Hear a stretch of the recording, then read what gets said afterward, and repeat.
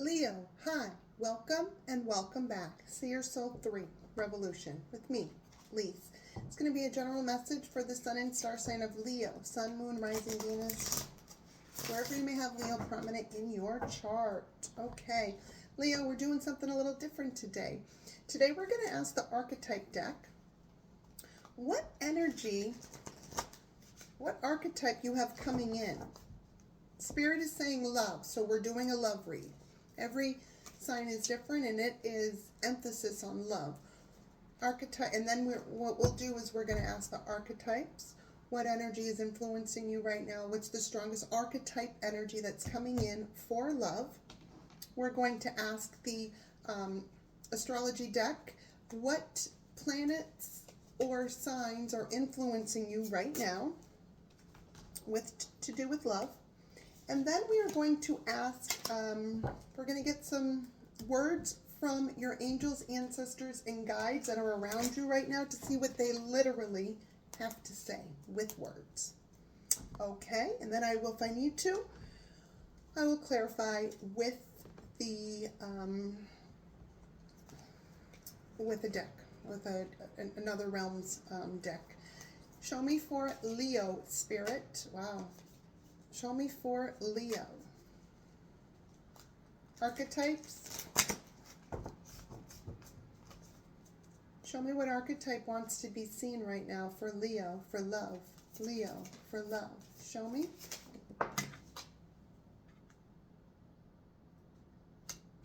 You have the Sustainer. Spirit said two more. Leo. For Leo. Archetypes.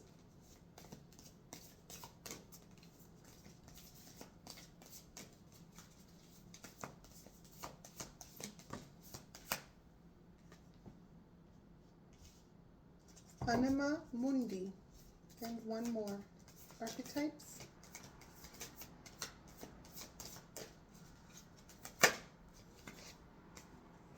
The Village. Bottom of the deck. The Lover. All right.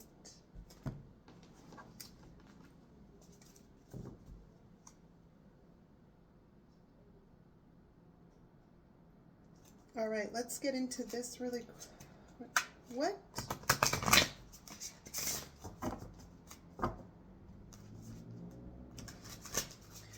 planets or signs in the sky are influencing Leo right now with regards to this read in love? Show me. Pluto, beautiful. And Aqua. So this could be saying that this is also Pluto is scorpionic energy, but it's actually transforming. Pluto gets down to the depths and it brings up all the things that we don't, that we might hide, right? To bring it forth so we can start anew. It's clearing everything away. It's like going down to the deep, to the belly of something and bringing it right up. And then you have Aquarius here. So something also could be happening between the time of Scorpio season, which is October 23rd to November 22nd, or between Scorpio and Aquarius. And Aquarius, I believe, ends February 21st or February 20th, something like that. So between tomorrow, October 23rd, and February 20th, there's going to be love. That's the energy that's coming in, and it's going to that's the energy that's influencing you from the skies, and that is going to help bring everything together. You're going to be able to utilize the Plutonian energy and then the Aqua energy, that radical change and the new the originality, and progressive like imaging, philanthropy,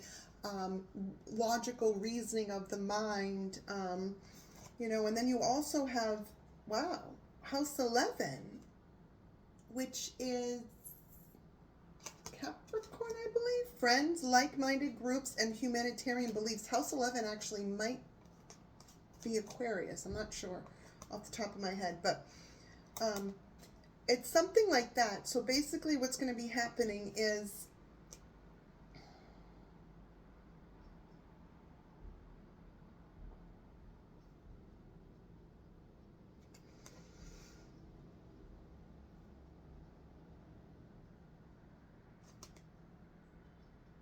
this is Aquarius, house 11, and you have Aqua here. So something's happening between Aquarius season, between Scorpionic season, Scorpio season, Pluto, and Aqua.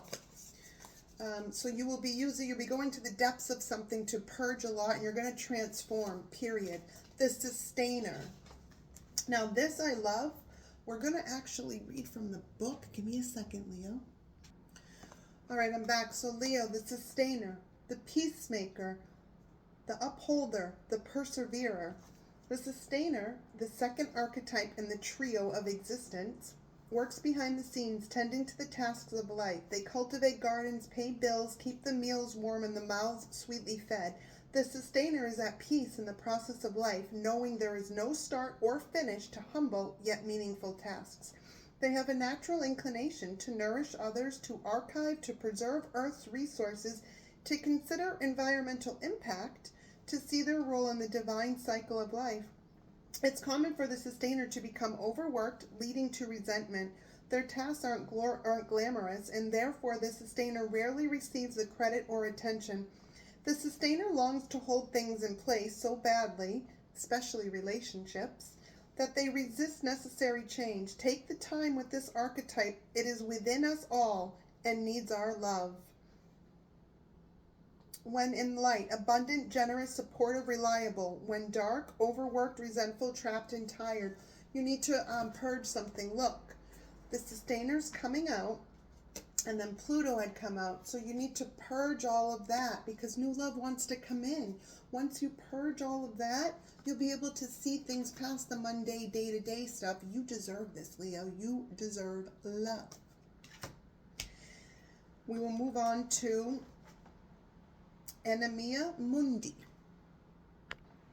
Okay, Leo, and also a brief reminder, this card is one of the selves. This deck is broken up into 4. One of the sides is the selves. So this is saying what what you need to do, right? Self. And this card is one of the initiations. The soul of the world, all that is, Anima Mundi. Anima Mundi epitomizes the principle, accept all, reject none. Simply put, it is the living soul of the world in all its multifaceted, multidimensional layers, bonded together by loving cosmic forces. Diversity is celebrated, multiplicity is honored, and nothing is denied. Nothing is denied embrace. Constructs of separation dissipate into the wonderful mess of shared consciousness. Anima Mundi is the link between the literal and the imaginal, the rational and the mythic. It is the connected fiber that makes life meaningful. This card indicates an initiation on the level of the soul. You will awaken the unique light within and witness how this light contributes to the radiance of the entire universe. You will sense yourself as a critical note in the cosmic orchestra. Destiny is altered as you hear the ancient melody of all living things. Wow. So, once you release whatever you're sustaining, the Pluto energy, right? Then Aqua energy comes in. Right? But to embrace all, because we let go of so much stuff, we got to let go of what no longer serves, and then we're able to embrace. Sometimes when we're trying to find love after we've cut people off and really woke up to how people are, it can almost seem impossible to find love again because we see red flags in everyone. And we're like, I'm not putting up with that. I'm not doing this. Like, no thanks. I can't be with that person long term. I can already see how that's going to turn out. But as we keep healing, we see that what we see is people are people. And the ones that have truly good hearts, like us, also still have red flags. the ones who have truly are good, pure souls with good hearts, we all have red flags. It's a matter of, do your red flags match up? What type of red flag? So it's embracing, there's certain things we're not going to tolerate, we're not going to do again, we're not going to allow, right? But that doesn't mean that if somebody has a red flag and we get triggered by it, or we're like, okay, nope, hands off, no thanks, cut that right. I'm not saying jump into something toxic or negative, no. But what I am saying is we all have red flags. And if your red flags match their red flags, you can work together, right? It's like that. Because it would show, age comes into effect, plays a part too, but it's something like that, to finish releasing something so you can allow something else to come in, embracing. So it might not be your soulmate, or this next person, the love that's trying to come in, may not be your typical type, but that's okay too. We got to step out of our comfort zone, right? And then we end with the Village.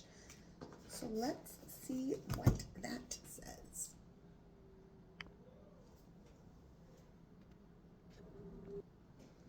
Here we have the Village. Sorry if you can hear my neighbors. They're loud right now.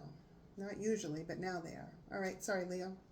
The Village, the hometown, the family, the tribe. The Village presents us with a conundrum. On one hand, it's the place that feels most like home, the place to which you can always return. Nostalgia and comfort draw us back. On the other hand, it is the very place you must leave in order to grow. Around the Village, an unspoken boundary exists, one most villagers do not want you to cross. Though some support your leaving, still you hear whispers of doubt as you venture beyond its borders, leaving them behind. The energy of the Village is present any time we feel restricted by a certain group, community, family, place, or ideology. It may have served us in the past, yet staying within its parameters will never satiate our thirst for life. Thank the Village for all it has provided, knowing you will someday return. For now, the world awaits. Well, and since we're talking about a love read, like maybe it's somebody that's not your usual type, right? Maybe you were used to one way, one type, or one certain, a certain type or characteristics for so long. Not to say that you can't have that, but it's like putting that aside and venturing into into more broader, right? Which then comes out to house 11, more aqua energy, which is friends, like-minded,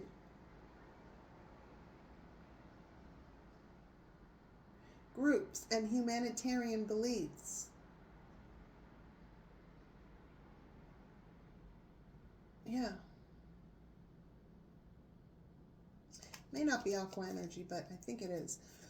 But what I'm saying is, maybe some of you also moved. Maybe you had a recent move, Leo, and you're now in a literal move. Maybe you had and now you're somewhere else. And this also could also tie into, as well as like a certain type. It's something about not doing things the way that you've always done that, and to branch out and to come out of yourself to see what's around you, because there's more to life than what you've been experiencing. And Pluto is here, Aquarius is here, House 11 is here, the archetypes are here. They want to help you to move past this chapter, this ending of this last part of your life that wasn't that great. And maybe you swore to yourself, I'm never gonna, I just don't want to be with anyone right now. And I'm not saying what you should or shouldn't do, but you are watching this, so there's got to be some kind of love.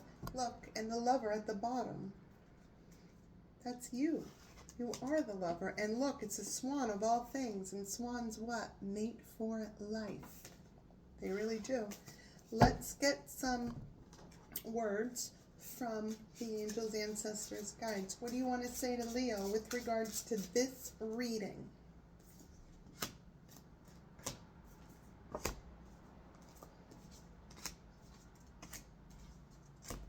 Go.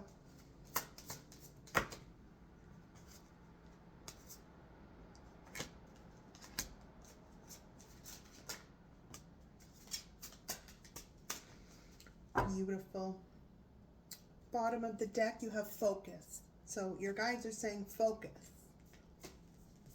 Lover. Focus. Then we have under here the sustainer and Pluto. So the sustainer and transform. You have movement but playful. So it's like be kind to yourself, still have fun, but you need to move out of your own way so that love can come in. For those of you that, this resonates for. Then we have under the Anima Mundi and the Aqua, you have the High Priestess of Earth, which means you understand how things are practically, literally, on Earth. You can see people for who they are, and you need to be aware of those red flags, but use your own discernment. You're going to be okay. Then you have House 11 with the Village, and you have conclusion. This is beautiful because remember when we were reading in the book, it's like the end of one thing for another to start. And look, like, an old way of thinking, or people have so much to say about what we want to do, or like, moving from one place to another and all these different things. Look, it's conclusion. It is closing one book because it's done. There's no more pages left. There's no more chapters left. It's done. And then you open the other. And it says the end in chapter 1, 2 books, a conclusion of one thing to start another. I'm telling you guys, there's something coming for you. Between now and an aqua season, so between now, tomorrow, October 23rd,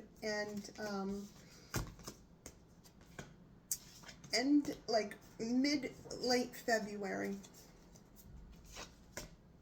And that's what I have for you, Leo. I hope that you like this reading. Hit that like button. Bye, guys.